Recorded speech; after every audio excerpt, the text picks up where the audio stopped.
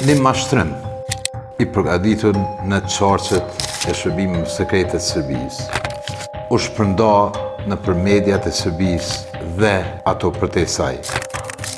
Një goditje në mediat e Serbisë për një lloj spjegimi që ma kishën bërë si një lloj monstrumi në Kosovë. E përjetova ndjenjen e njëjtë edhe gjatë investimit në hall.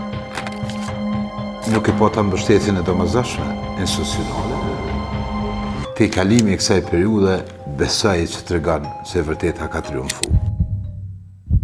Unë jam një prej njerëzve që ka qenë i angazhuar në sektorin e sigurisë, e kam kuptuar qartë se si funksionon propaganda armiqësore e Serbisë kundër Kosovës. Pasi kam dalë prej institucioneve të sigurisë, angazhimin publik e kam pas në një drejtim dhe ky drejtim është dekonstruktimi i propagandës së Serbisë. Me një punë jashtëzakonisht sinqertë dhe vullnetare, kemi ndërtuar një platformë që e dekonstruktojmë propagandën e Serbisë.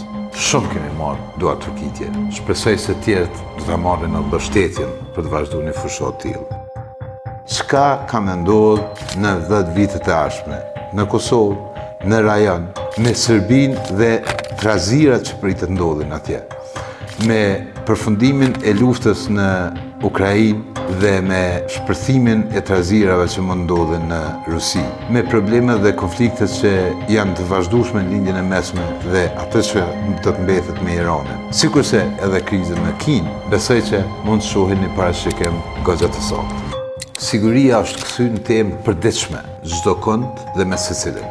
Por nëse dëshironi të kuptoni cilat kanë me qenë 10 vitet e ardhshme për Kosovën, rajonin dhe me gjërë, lexoni librin tim Në luftë hibride.